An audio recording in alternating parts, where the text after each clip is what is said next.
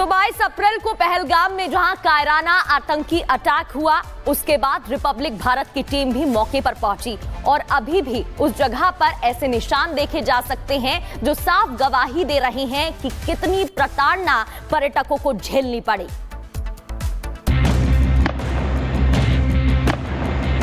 बैसारन घाटी पहलगाम, जहां पर हम रिपब्लिक भारत की टीम इस वक्त मौजूद है।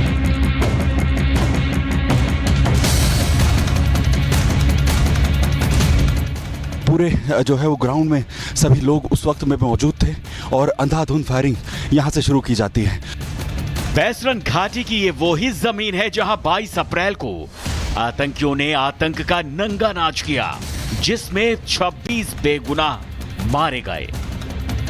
आज रिपब्लिक भारत आपको वही निशान दिखा रहा है जिसे आतंक ने अमन और चैन के दामन पर लगा दिया। रिपब्लिक भारत के कैमरे के जरिए तस्वीरों को देखकर आप दिल से महसूस करने की कोशिश कीजिए कि 22 अप्रैल को आखिर मंजर क्या रहा होगा। बैसारन घाटी पहलगाम, जहां पर हम रिपब्लिक भारत की टीम इस वक्त मौजूद है। मैं आपको तस्वीरें आपको दिखाता हूं, आप ये देखिए पीछे आपको पूरा एरिया दिखाता हूं। यहाँ जहां जो है आतंकियों ने पूरी तरीके से खूनी खेल जो है वो खेला, तमाम लोग यहाँ पर जिस तरीके से मौजूद थे। ये पीछे आप जंगल देखिए, थोड़ा सा आगे आते हैं, आप पीछे जंगल देखिए।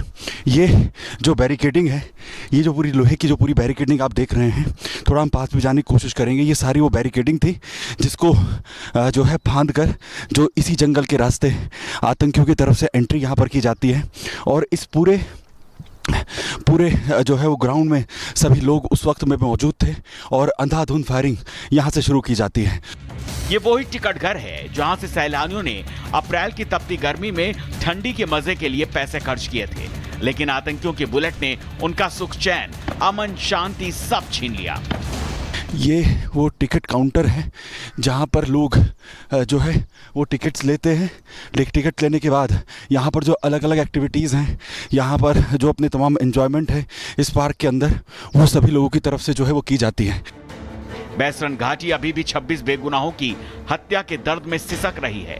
इस घाटी में जब लोग अपनी जिंदगी के सबसे हसीन पल को अपनी यादों में अपनों के साथ जी रहे थे, तभी आतंकी बुलेट ने उनके उन सपनों को, यादों को शीशे की तरह चकनाचूर कर दिया और कभी न भूलने वाला नासूर दे दिया।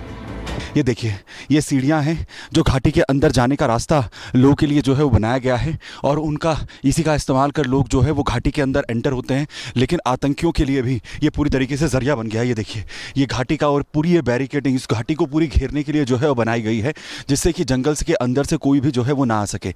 लेकिन आतंकियों ने इसी बैरिकेडिंग को काट कर इसी के अंदर से एंट्री की और इन्हीं पहाड़ियों के अंदर से जो है वो घुसे और उसी के बाद अंधाधुंध फायरिंग की जो है शुरुआत यहाँ पर आतंकियों की तरफ से की जाती है। ये सच है कि आतंक के वो दहशतगर्द अभी आजाद हैं, लेकिन उन्होंने इस धरती पर जिंदा रहने का हक खो दिया है। भारतीय जवान उनके शूट एंड साइड से अपने दुख को कम कर पाएंगे।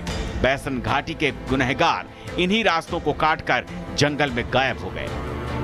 ये वो फेंसिंग है जिसे काटकर यहाँ से अंदर एंट्री जो है वो की गई आतंकियों की तरफ से और सीधा उसके बाद गोलियाँ चलाते हुए लोगों पर हमला लगातार वो करते हुए यहाँ तक पहुँचते हैं और अंधाधुंध फायरिंग यहाँ पर की जाती है।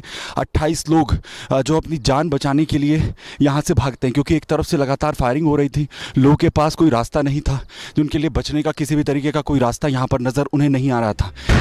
लेकिन अब हर एक जख्म का हिसाब लिया जाएगा, जिसके लिए जम्मू कश्मीर में धुआंधार एक्शन शुरू हो चुका है।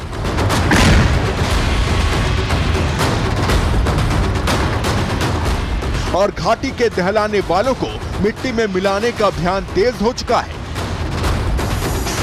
ये बिजबेहरा के आतंकी आदिल का घर है, जिसकी तलाश में पुलिस और सेना के जवान लगे हुए हैं। ये वही आतंकी है जिस पर आरोप है कि उसी ने पहलगाम हमले की साजिश रची और पाकिस्तानी आतंकियों की हमले में पूरी मदद की। आदिल ने साल 2018 में अटारी वाघा बॉर्डर के जरिए वैध तरीके से पाकिस्तान की यात्रा की थी, आतंकी कैंप में ट्रेनिंग ली और आतंकी संगठन TRF का कमांडर बन गया और पिछले साल ही कश्मीर लौटा था। भारतीय जवानों का एक्शन आगे भी जारी रहा। सुरक्षा बलों ने त्राल में सक्रिय आतंकी आसिफ शेख के घर को एक ही धमाके में नेस्तनाबूद कर दिया। आतंकी आसिफ का नाम भी पहलगाम हमले में सामने आया था। जब सुरक्षा बल उसके घर पहुंचे तो उन्हें संदिग्ध सामान दिखा जो कि आईईडी था। सुरक्षा बल पीछे हटे और एक ही धमाके में पूरा घर तबाह हो गया।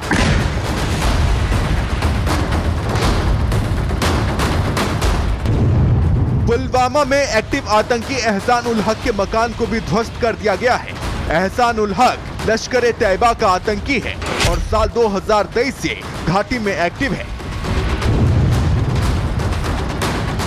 हाथों में हथियार लिए ये है आतंकी शाहिद अहमद कुटे, जिसके घर को भी सुरक्षा बलों ने नष्ट कर दिया। शाहिद अहमद कुटे साल 2022 से घाटी में एक्टिव है और आतंकी वारदातों को अंजाम देने की साजिश रचता है। कुलगाम में भी आतंकी जाकिर का मकान गिराया गया है। जाकिर लश्कर का आतंकी है जो कि घाटी में लंबे वक्त से एक्टिव है। कुलगाम के मतलाम इलाके में भी सक्रिय आतंकी जाहिद अहमद के घर को ढा दिया गया है। आतंकी कोई भी हो, लेकिन उनके ठिकानों को चुन चुनकर सुरक्षा बल मिट्टी में मिला रहे हैं। सुरक्षा बलों ने लश्कर तैयबा के आतंकी फारूक अहमद घर को ब्लास्ट कर 3 सेकंड में ही उड़ा दिया। फारूक फिलहाल पाकिस्तान में छिपा हुआ है और वहीं से आतंकी गतिविधियों को संचालित करता है।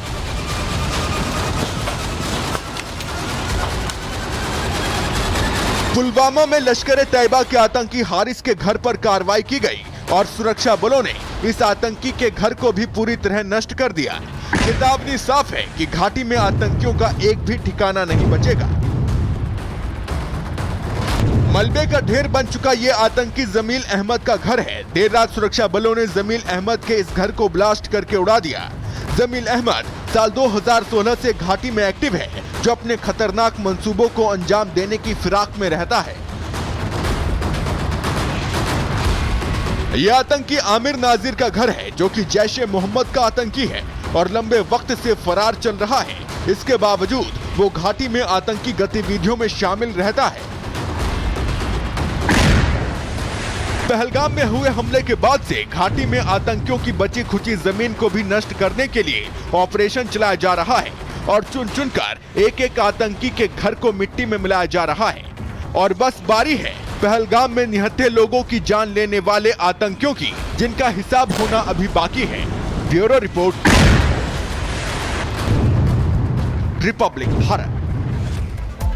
तो देखा आपने किस तरीके से आतंकियों के ठिकानों को मिट्टी में मिलाया जा रहा है। ठीक इसी तरह बांदीपोरा में भी एक्शन लिया गया और आतंकी जमील अहमद के घर को ध्वस्त कर दिया गया। हमारी सहयोगी अनामिका सिंकाली की एक रिपोर्ट आपको दिखाते हैं।